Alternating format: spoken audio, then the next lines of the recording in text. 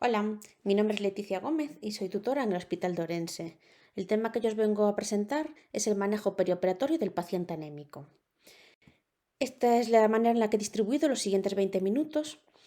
Primero hablaré un poquito de dónde partimos, después me centraré el grueso de la charla en el PBM, que es el Patient Blood Management, y cómo lo vamos a desarrollar en el preoperatorio, en el intraoperatorio y en el posoperatorio.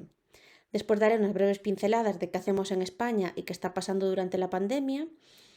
Y terminaré con unas conclusiones y os dejaré una bibliografía por si a alguien más le interesa el tema. Pues bien, ¿de dónde partimos? Hasta los años 70 se creía que la sangre salvaba vidas. Desde los 70 sabemos que aunque esto es cierto y la sangre salva vidas, no es inocuo.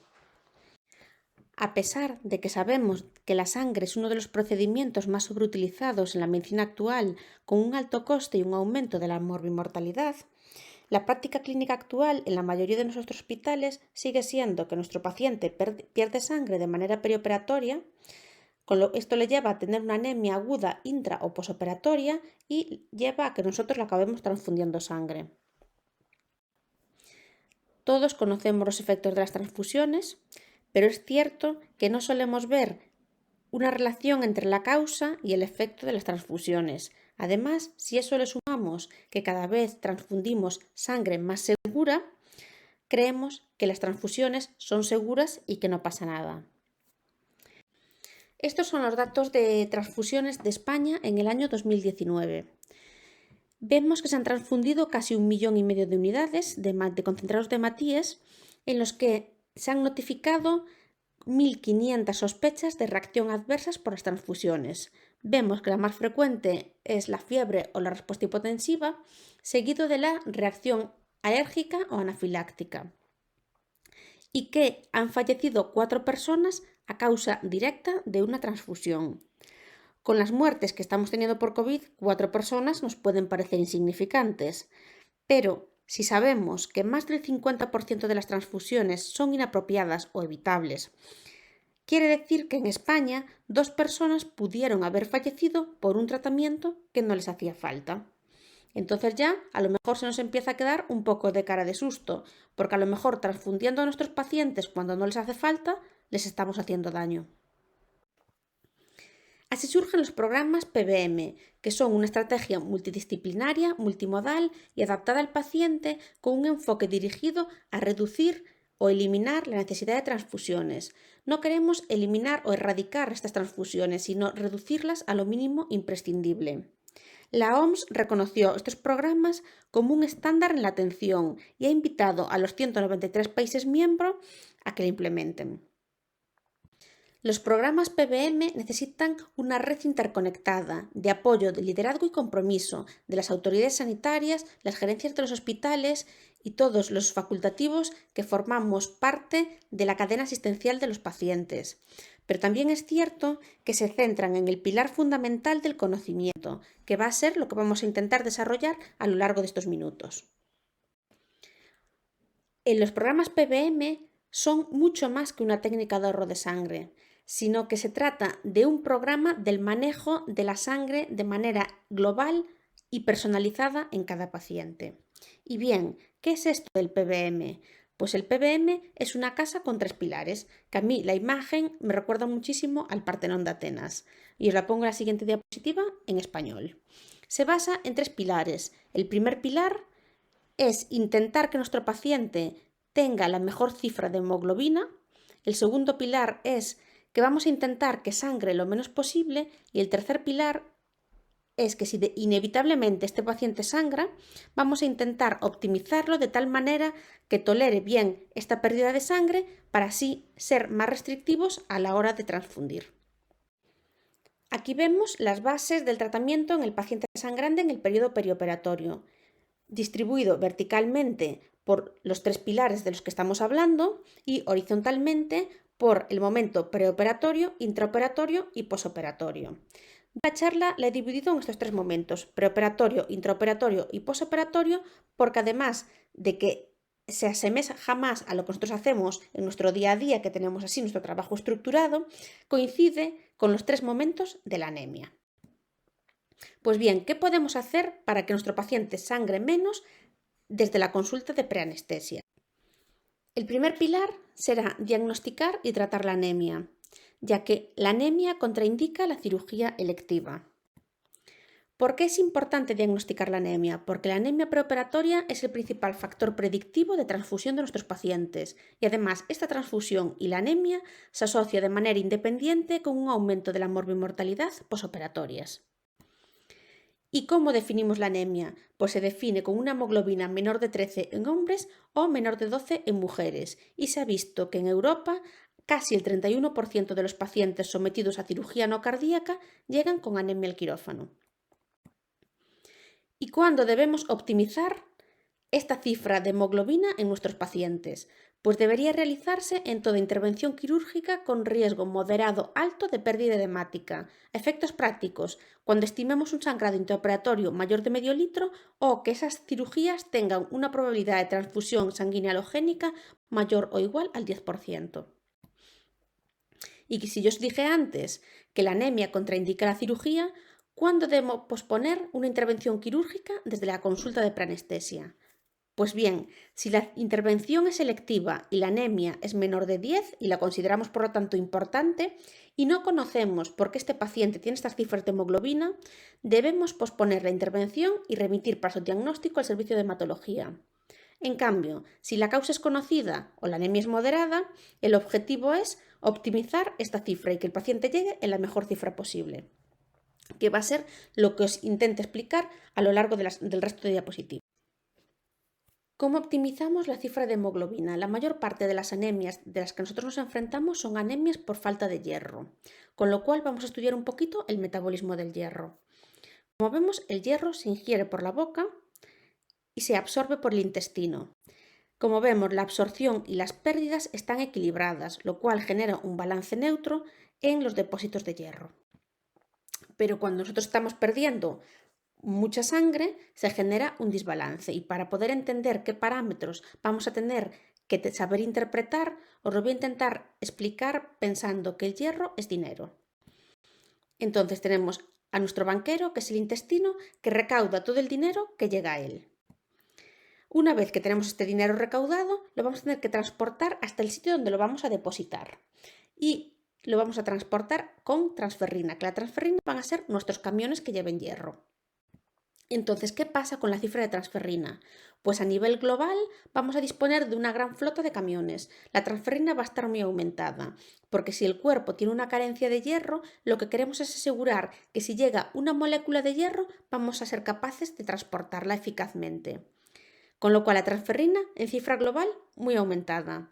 Y dentro de la transferrina podemos mirar otros dos parámetros, que son la saturación de transferrina y el receptor soluble de transferrina, que miden cosas diferentes, por eso nos vamos a encontrar con resultados diferentes. La saturación de transferrina mide el hierro unido a la transferrina. Esta va a ser la determinación que tengamos más frecuentemente. ¿Y cómo va a estar esta saturación? Baja. ¿Por qué? Porque no tenemos hierro, y como no tenemos hierro, aunque tenemos mucha transferrina, estos camiones van a ir vacíos. En cambio, el receptor soluble mide la demanda de hierro y nuestro cuerpo no tiene hierro, con lo cual la demanda va a ser alta. Por eso el receptor soluble va a estar alto. Y ahora queremos llevar nuestro hierro a los depósitos, que van a ser la ferritina. La ferritina es la reserva de hierro corporal, que se considera que hay un déficit cuando es menor de 15, pero para aumentar la sensibilidad vamos a considerarlo menor de 30. Pero cuidado, porque es un reactante de fase aguda, con lo cual nos pueden decir que tenemos los depósitos llenos, pero ojo, porque tenemos que saber distinguir si estos depósitos están llenos pero con un dinero falso. Entonces, a modo de resumen, ¿cómo van a ser los parámetros que nos indican si hay un déficit de hierro? Pues por un lado tenemos el hierro, que el hierro como cifra absoluta tiene poco valor. Por lo general debería estar bajo. Después tenemos la transferrina, que decíamos que era el transportador, nuestro camión, que va a estar muy alto. Y dentro de la transferrina podíamos mirar el índice de saturación, que decimos que como hay poco hierro van a estar los camiones vacíos, con lo cual va a ser bajo, pero que el cuerpo va a estar demandando mucho hierro, con lo cual el receptor soluble va a ser alto. Y en cuanto a los depósitos, deberían ser bajos, pero como decíamos que era un reactante de fase aguda, podían estar elevados falsamente. Pues a nuestros pacientes, además de todos estos parámetros, tenemos que pedirle una PCR. que nos ayude un poco a integrar si es que esta ferritina está alta porque sí que tenemos depósitos o está alta porque estamos en un proceso inflamatorio. Después también le pediremos un filtrado glomerular para descartar que la anemia sea por una causa renal, y también vamos a pedir una vitamina B12 y ácido fólico porque también son causas de anemia que nosotros podemos optimizar en el preoperatorio. ¿Cómo calculamos la dosis de hierro? Bueno, pues se hace a través de una fórmula. Y una vez que tenemos calculada la dosis de hierro, tenemos que saber cómo le ponemos el hierro a los pacientes. Pues bien, en todos los hospitales donde se implanta el PBM se genera un algoritmo de decisión para que nos ayude a la hora de saber qué hierro y por qué vía le vamos a poner. Podemos ponérselo por vía oral o por vía intravenosa. El hierro oral tiene factores limitantes, como van a ser la mala absorción, que va a estar influida por la dieta y por fármacos, por pérdidas hemáticas persistentes que nos da tiempo a reponer todo el hierro que necesitamos, y especialmente la falta de tiempo, que necesitamos empezar este tratamiento de 4 a 6 semanas antes de la intervención quirúrgica, y muchas veces carecemos de este tiempo. Con lo cual, en la mayoría de los casos vamos a tener que poner a nuestro paciente hierro intravenoso. Y disponemos de dos tipos de hierro, el hierro sacarosa y el hierro carboximaltosa. El hierro sacarosa es más barato, pero solo se pueden reponer 600 miligramos a la semana. En cambio, el hierro carboximaltosa es más caro, con lo cual aquí os pongo algunas justificaciones para poder emplearlo. Pero es cierto que tiene la principal ventaja de que en la mayoría de los pacientes con una única dosis suele ser suficiente. Otra manera de optimizar la cifra de hemoglobina en nuestros pacientes es administrándoles eritropoyetina, que ya está clasificada como una recomendación 1A en cirugía ortopédica en el documento Sevilla. No se emplea en pacientes críticos anémicos, excepto el traumático, y podría ser útil en los pacientes oncológicos, pero estaríamos fuera de ficha técnica. La máxima eficacia es cuando nuestro paciente presenta unas hemoglobinas entre 10 y 13, y siempre se debe administrar hierro de manera conjunta para asegurarnos de que el paciente no va a sufrir una anemia ferropénica. Se debe administrar con cautela debido a su riesgo trombótico. El pilar 2 de la consulta de preanestesia es minimizar el riesgo de sangrado en el quirófano. Para ello debemos diagnosticar enfermedades con riesgo de sangrado, revisar la medicación que está tomando nuestro paciente, con especial énfasis en los fármacos anticoagulantes y antiagregantes, y valorar la donación autóloga preoperatoria. La donación autóloga preoperatoria comenzó su declive a partir de los años 90 por varias razones. Por una parte, disponemos de más seguridad en las transfusiones halogénicas. Por otra parte, es más cara y muchas veces no llegamos a utilizarla. Y además, aunque disminuye, no evita las reacciones adversas.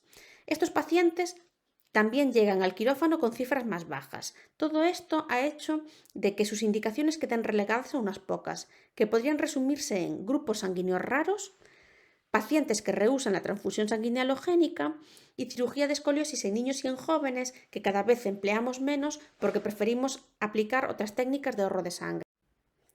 La hemodilución hormovolémica aguda es una forma de donación autóloga que se realiza inmediatamente antes de la intervención quirúrgica.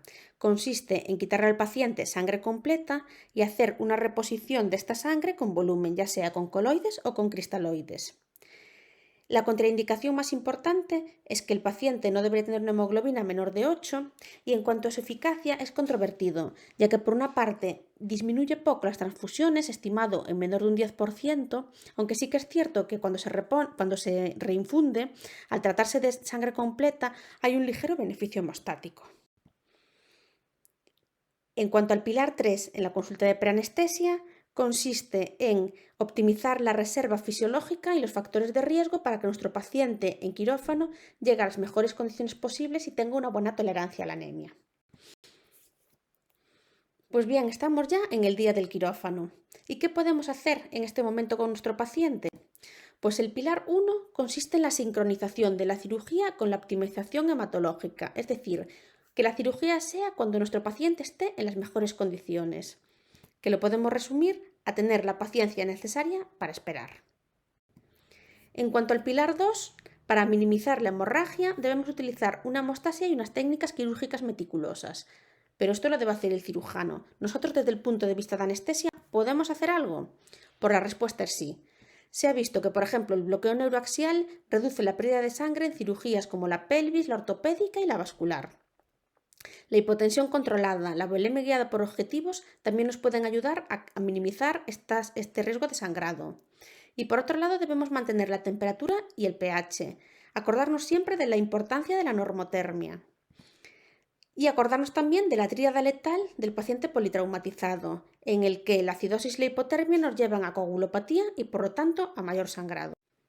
También podemos utilizar el recuperador sanguíneo, que está especialmente indicado en cirugías con pérdidas mayores a 1 litro, aunque también hay bibliografía que nos indica que debemos utilizarlo en cirugías con pérdidas mayores a 500 mililitros. La sangre que le transfundimos con el recuperador es sangre de calidad y la principal contraindicación absoluta son todas las situaciones en las que haya un aumento de hemólisis. En cuanto a las contraindicaciones relativas, tenemos la cirugía oncológica y la contaminación bacteriana, que son relativas porque podemos minimizar estos riesgos con el uso de filtros. Es más controvertido el uso en cesáreas, porque se produce una contaminación con líquido amniótico, con lo cual hay un riesgo de aloinmunización de la madre con sangre del feto. Acordarnos siempre también de usar de manera adecuada los antifibrinolíticos. Y en cuanto al pilar 3, es optimizar el gasto cardíaco y optimizar la ventilación y la oxigenación de nuestro paciente para que nos permita tener límites transfusionales restrictivos. Hay un montón de algoritmos que nos ayudan a decidir cuál es el mejor límite de hemoglobina para nuestro paciente, incluso llegando en pacientes jóvenes y sanos, sin sangrados y estables, a ser permisivos hasta unas hemoglobinas de 6. También nos recomiendan prácticas de no hacer, en la que para mí el ítem más importante es no transfundir valorando únicamente una cifra de hemoglobina, sino valorar el conjunto del paciente para determinar cuál es su hemoglobina óptima. Muy bien, pues ya tenemos a nuestro paciente operado y ya nos disponemos a trasladarlo a nuestra unidad de despertar. El posoperatorio va a abarcar más que la unidad del despertar, pero yo me voy a centrar sobre todo a lo que nosotros podemos hacer en la unidad de recuperación posanestésica. En general, los parámetros a considerar son esencialmente los mismos que en el intraoperatorio, pero por un periodo de tiempo más largo. En la URPA nos vamos a centrar sobre todo en el manejo del sangrado posoperatorio inmediato. Algunos de nuestros pacientes sufren con recuperaciones de sangre posoperatoria. Estos recuperadores de sangre también le transfunden al paciente sangre de calidad, que tiene una calidad similar a la sangre donada en el preoperatorio o recuperada en el intraoperatorio, aunque es cierto que tiene una disminución del hematocrito. Además, también sabemos que tiene más hemólisis, pero en condiciones normales no produce daño renal. Se recuperan por periodos entre 4 y 6 horas, que en este periodo se suele recuperar el equivalente a un concentrado de Matías. Se debe limitar la cantidad de sangre a 1 litro y debemos tener en cuenta que, a diferencia del intraoperatorio, se trata de un sangrado lento que no precisa anticoagulante porque la sangre que se recolecta está desfibrinada. Muy bien, pues ahora que sabemos todo lo que tenemos que hacer, ¿qué es la realidad de lo que hacemos en nuestros hospitales? Yo os diré que en el Hospital de Orense intentamos implantar un protocolo de PBM para cirugía de colon, pero llegó la pandemia por COVID, con lo cual quedó paralizado y en el momento actual no disponemos de ningún protocolo de PBM que apliquemos en la práctica clínica. ¿Y en el resto de España lo están haciendo igual de mal que nosotros? Pues la respuesta es que sí. En este artículo publicado en el último trimestre del 2020 nos dice que cerca de la mitad de las cirugías programadas se realizan sin un estudio previo de la anemia y solo un 18% reciben tratamiento preoperatorio. Además, más de la mitad de las cirugías donde está indicado antifibrinolíticos no se lo ponemos y el 31% de los pacientes se transfunden. Con lo cual, en general, en España, suspendemos. ¿Y qué está pasando durante la pandemia? Pues han salido publicados multitud de artículos en el que nos hablan del PBM y todos se resumen en lo mismo. Nos dicen que vamos a tener problemas con el suministro de sangre, por los centros de donación están cerrados y los potenciales donantes están aislados. Además, no parece probable que el virus se transmita por las transfusiones, pero aún está por determinarse por completo. Con lo cual nos dice que si con estos programas nosotros usamos menos sangre y además sabemos que mejoramos el resultado de los pacientes, nos dicen que aplicarlo es una prioridad. Mis conclusiones son las siguientes. Las transfusiones son caras, limitadas y con numerosas complicaciones. Los programas PBM son una estrategia multidisciplinar, multimodal y centrada en el paciente que nos ayudan a disminuir las transfusiones. Los datos que disponemos de estos programas nos dicen que son seguros, eficaces y que mejoran los resultados. Y por último, y lo traigo subrayado porque para mí es fundamental, los anestesiólogos somos líderes en medicina perioperatoria. Estamos presentes en los 3 momentos de la anemia, como he explicado a lo largo de la charla, con lo cual debemos desempeñar un papel clave en la promoción y asumir el liderazgo de los programas de PBM. Es cierto que yo he explicado al principio de la charla que los programas PBM son una red multidisciplinar en el que tienen que estar presentes las autoridades sanitarias, las gerencias y todas las especialidades que formen parte de este proceso. Pero también es cierto que nosotros, como anestesistas y como líderes de medicina perioperatoria, debemos hacer algo. Porque ya decía Einstein que la vida es muy peligrosa, no por las personas que hacen el mal, sino por las que se sientan a ver lo que pasa. Aquí os dejo un poco de bibliografía por si alguien quiere profundizar un poco más en el tema. Y muchas gracias por vuestra atención.